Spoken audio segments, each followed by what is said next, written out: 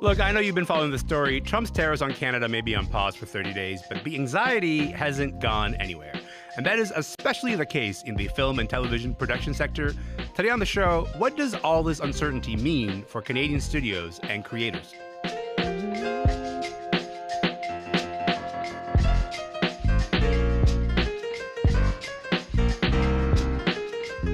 I'm Elamin Abdelmahmoud, and this is Commotion. Look, quick recap because it has been a wild few days. Today was supposed to be the day that Trump's tariffs on Canadian goods took effect, but that's been put on hold for 30 days. Obviously, the anxiety about the tariffs has been the story since Saturday, and it hasn't really gone anywhere.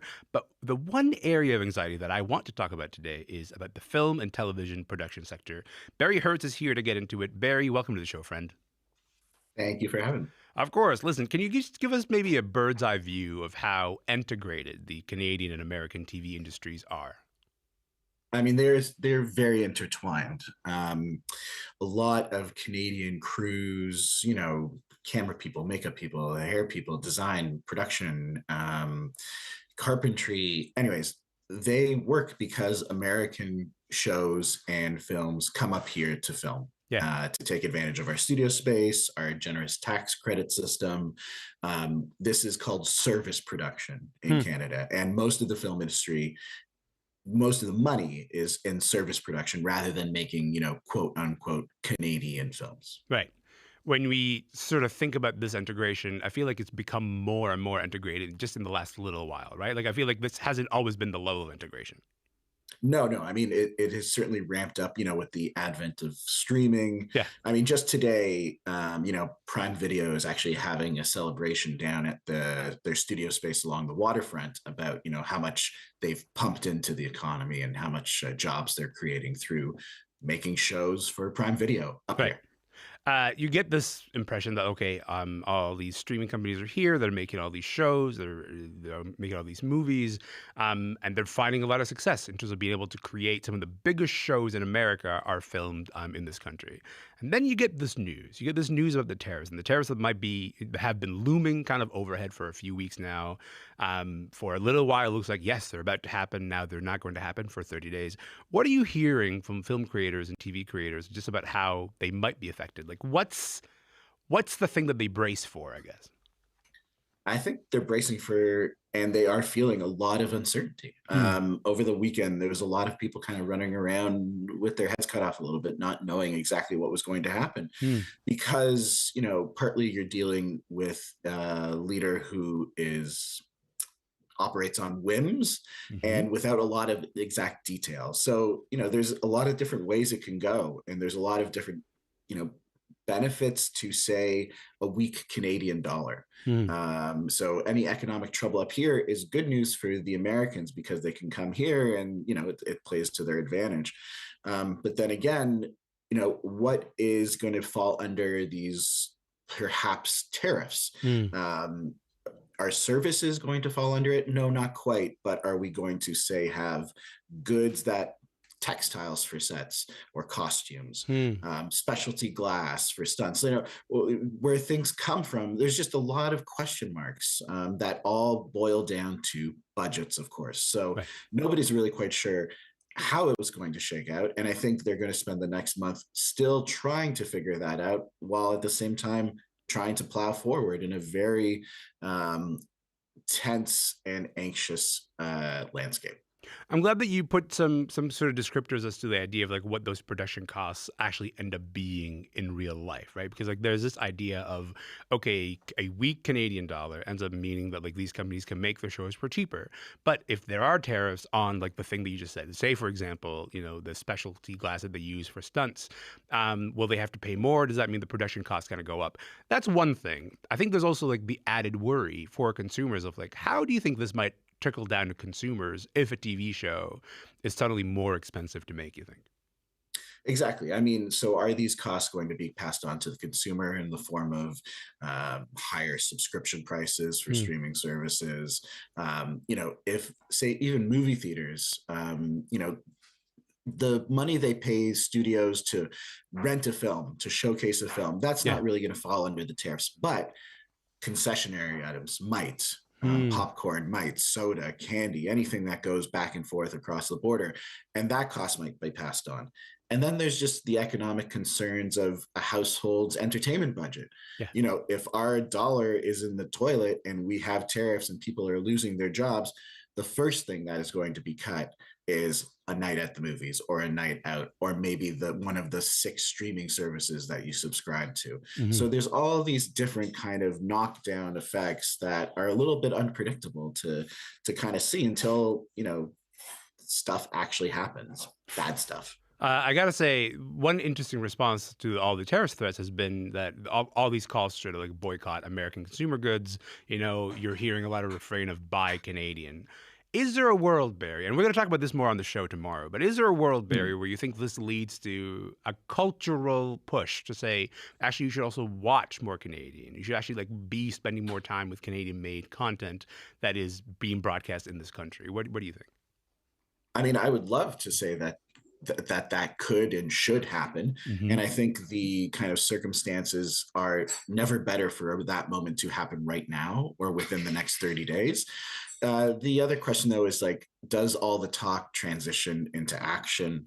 And does that action actually make sense in the end? You know, we're hearing calls about, you know, people like to make social media kind of statements of like, I'm going to dump Disney Plus. I'm going to pull a Chrystia Freeland and dump Disney Plus and only go to Crave, which is, you know, a Canadian streaming service, is one of the few. But, you know, Crave's content, you know, Crave, owned by Bell Media, they still pay places like Warner Brothers Discovery, which is a huge US media conglomerate, for their catalog of titles, everything from HBO. Would Crave be anything with HBO? I don't know.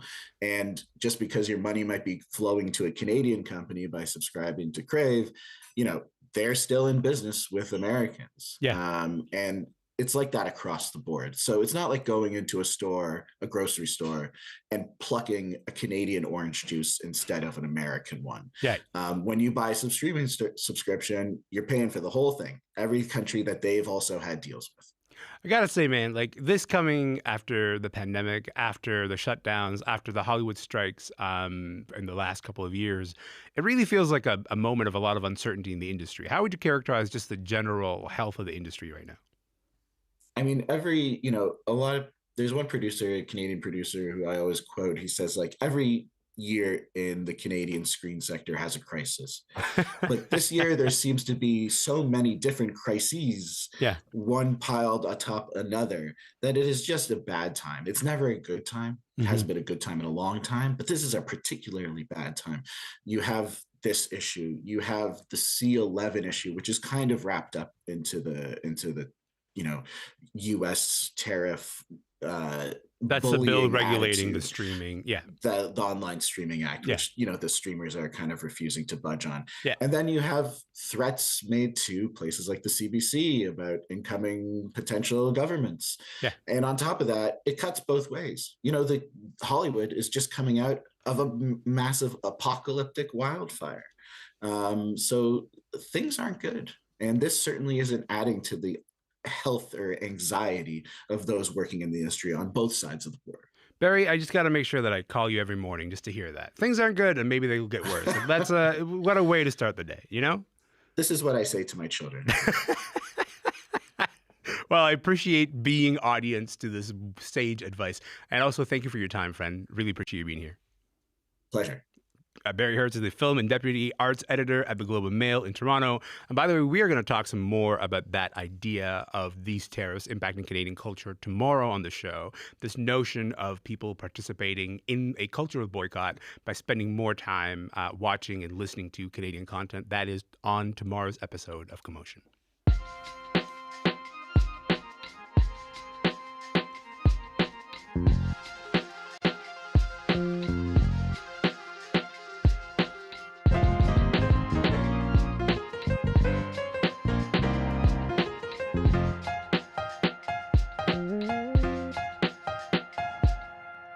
I'm Elamin Abdelmahmoud, and this is Commotion. I want to shift gears to a new movie that is getting a lot of buzz. Have a listen to this.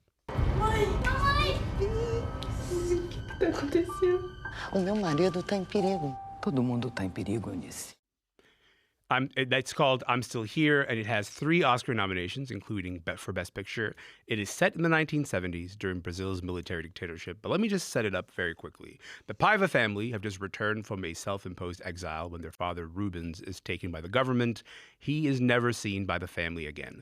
This is a movie that is based on a true story. Rubens Paiva was one of the many people who disappeared from Brazilian society during that dictatorship, but the film is mainly told from the perspective of his wife, Eunice, played by Fernanda Torres. This is a big deal. Fernanda Torres is the second Brazilian woman to receive an Oscar nomination in the Best Actress category. Nicole Froio and Jackson Weaver are here to talk about this movie. Welcome to both of you. How's it going? So good. Hello. I'm awake. Welcome to the show. Listen, Nicole, I'm going to start with Thank you. This movie is based on a memoir by Marcelo Paiva, who is the youngest child in the Paiva family. Just tell us a little bit more about like the real story behind this family. What I can tell you is that Marcelo decided to write this book because his mother, and this is something that you do see in the film, started getting dementia, and actually, like, the title of the book is a citation from his mother, from Eunice, saying that I'm still here, like I can still remember. But essentially, he realized that his mother was forgetting things because of dementia, and he wanted to write this book as a way to remember. And I do know that he delved through a lot of the Truth Commission archives, which was something that came into effect in 2012, to kind of understand where his father was taken and where his mother was taken to be tortured and questioned. So it was both, I think, a movement of interviewing his family, but also coming into contact with a history that a lot of Brazilians, especially right-wing Brazilians, would like to forget. The idea of this being about a movie about a history that people would like to forget, I want to come back to that in just a moment. But Jackson, let's start with the positives. What did you like about this movie? I mean, one of the biggest narratives from this film has been Fernanda Torres' amazing performance, which is something that's kind of undeniable. It's earned her, as you noted, the Best Actress nomination for a reason, because that kind of quiet determination, the whole film centers on how she is able to communicate that.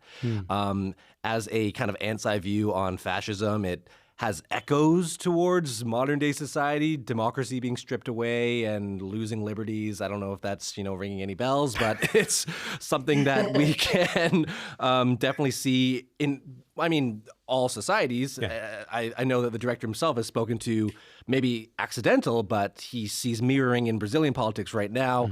So that performance and those messages are definitely strong. They're definitely strong enough to, as we see, earn 3 nominations for not only Best Actress, but Best Picture for something that's really affecting people. I really like the casual way which you said. Does that ring any bells to I don't anybody? know. Is that maybe? Has anybody been watching the news? Nicole, when you watch this movie, when you watch I'm Still Here, what's the emotional impact of watching a movie like this?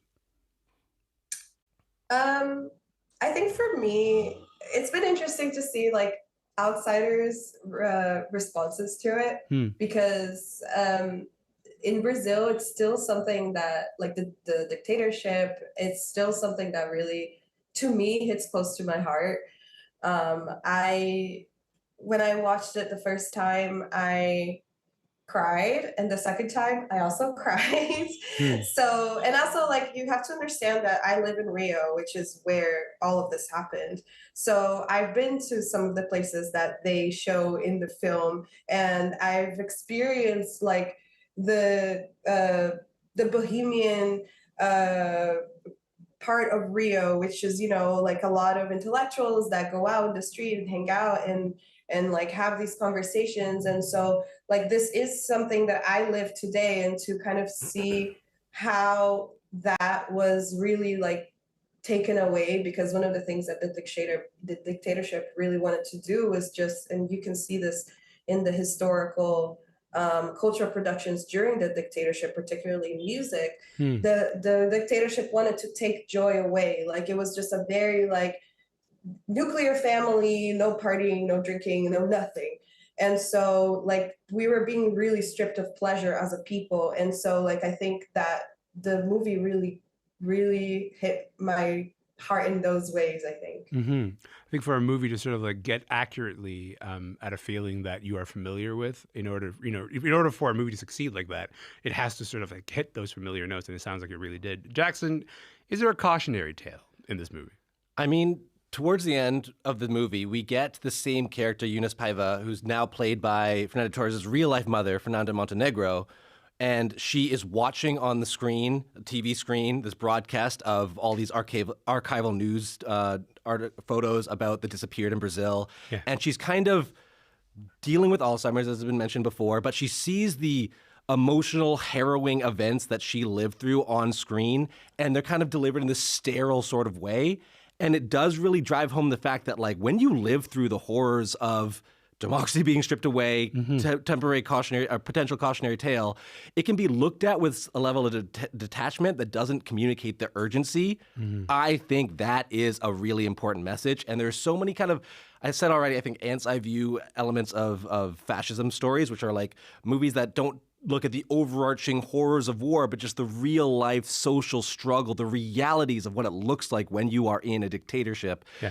The Mortal Storm, a great one from 1940. If you look at Machuca from elsewhere in South Central America, Innocent Voices, ones that you look at a family, real people, and looking at how easy it is to fall into this trap, that's definitely a cautionary tale. I'm not necessarily sure if this movie is as urgent as it could be for this time in history, but when you get that kind of vehicle, that's definitely a cautionary tale. Can I just say, just like building on that, I'm currently rereading The Handmaid's Tale, also for no reason whatsoever. I don't know. And no resonant themes at all. And like the passage that really stuck out for me is sort of Margaret Atwood teasing through this idea of like when rights began to be stripped, no one really knew what was happening. They just kind of like stayed home and were like, oh, this seems like a natural progression of the thing that happened yesterday. And then like it's kind of slowly over time you realize that like, oh, you've lost some fundamental rights along the way without necessarily even kind of realizing it. And there's an art sort of like displaying that sort of gradual progression of that stripping of rights that becomes the cautionary tale as you sort of engage with this art. I want to go back to Fernanda Torres again, because you just mentioned her, Jackson. And Nicole, she's been getting so much praise for this performance. Won the Golden Globe, second Brazilian woman to receive an Oscar nomination in the Best Actress category. It's important to note that the first was her mother, who Jackson just mentioned. How does it feel, Nicole, to watch Fernanda Torres get her flowers like this? I think so. I'm the kind of person who Brazilians love their culture, right? And so like we are constantly trying to either get people to come here or people to look at what we have. And I'm very much like that. So I think like most of my life as a journalist, I've always tried to cover Brazilian film. And sometimes it didn't work. Sometimes it did work. And now that Fernanda is getting her flowers, I'm just like, oh my God, like finally people are like looking at something that Brazil has made. Yeah. And, that's also like really politically important for Brazil right now, because one of the biggest like right-wing conspiracy theories that exist right now are about like how cinema gets funded, like how filmmaking gets funded and how it gets funded to like indoctrinate people into communism. And I'm like making, quotation marks because that's not what's happening. And so like, I think it's not only like a cultural win for me, it's also like a political win that people are watching this movie. And as both of you said, it's resonating during a moment where fascism is on the rise. So I think it's a political win as well as a cultural win. And also it's quite funny to see Fernanda like in these like high level ceremonies, because like I used to watch her when I was a child, and we all kind of know her, like she's from this city, so we all know her kind of, and it's just kind of seeing someone from your high school like becoming really big in Hollywood is just hilarious. I think that's a lovely thing to happen. I think the idea of like, okay, we're so familiar with this person, a figure that kind of existed in our lives for a long time. I also want to make room to talk about the uncomfortable thing a little bit, which is like there was this controversy last week, which is that it came out that Fernanda did a comedy sketch in 2008 in blackface. She said she was, quote, very sorry, and that the quote from her is, blackface is never acceptable. When you see these stories kind of playing out, Nicole, how are you feeling about that now? How are you thinking about it? Well, I think that she's right, and it's just not justifiable. I also will be honest that I wasn't surprised because, white women do exist in Brazil and they will act like white women. And so I wish that she hadn't done it. But yeah, I don't think it was okay. And I'm glad that she at least apologized. But I honestly just wish she could take it back because it was not okay, essentially.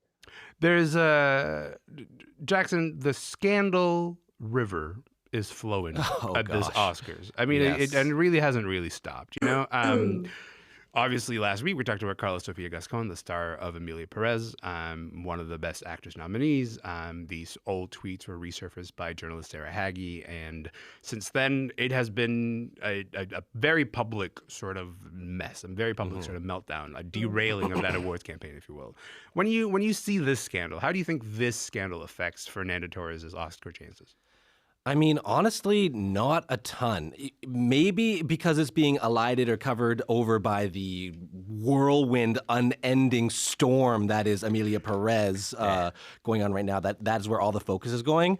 But also the outrage, quote unquote, around the blackface scandal, quote unquote, is not necessarily growing to either scandal or outrage in the wider political sphere or in the social sphere, cultural sphere. So I don't necessarily think that's going to affect huge conversations around it. This movie is also much more being talked about in terms of how it does or does not critique fascism in Brazil and abroad.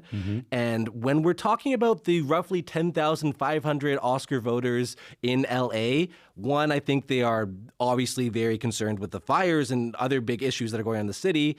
And when we're talking about the type of people on Earth that might necessarily not want somebody's blackface past to be vilified and might raise up their hackles at that happening to somebody, people in that voting group might also have such similar skeletons in their closet of any other group. So I'm not necessarily sure this is something that would torpedo an already kind of burgeoning Cinderella story, which is how these movies often win, and these actors and actresses often win at the Oscars. Are you saying Hollywood might have some secrets? Is that what you're telling me right now? No, never.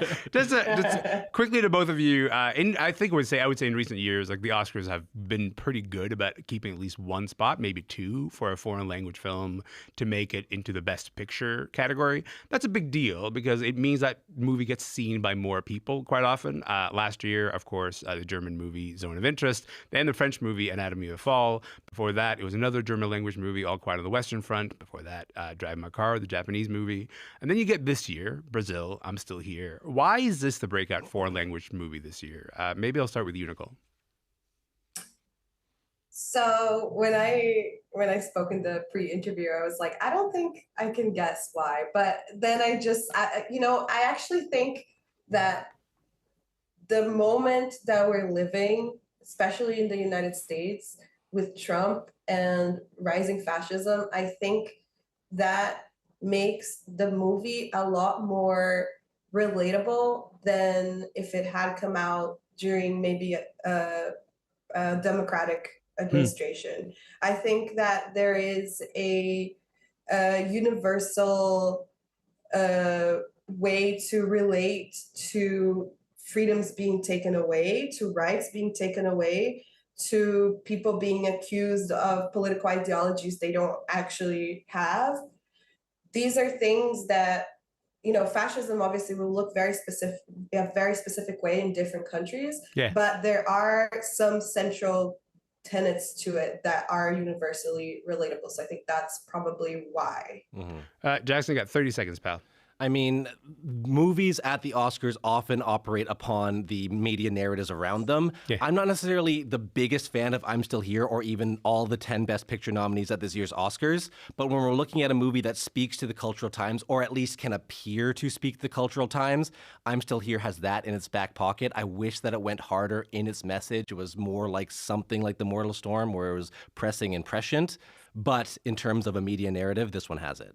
I think that is a good place to leave it. I appreciate both of you guys being here. Thank you for your time. I really appreciate it. Thank you. Yes, of course. Nicole Froio is a writer and translator from Rio de Janeiro, Brazil. Jackson Weaver is a senior writer at CBC Entertainment. My name is Elamin Abdelmahmoud. This show is called Commotion. By the way, I'm still here in select Canadian theaters right now. Going to get a wider release later this month. We'll see you tomorrow.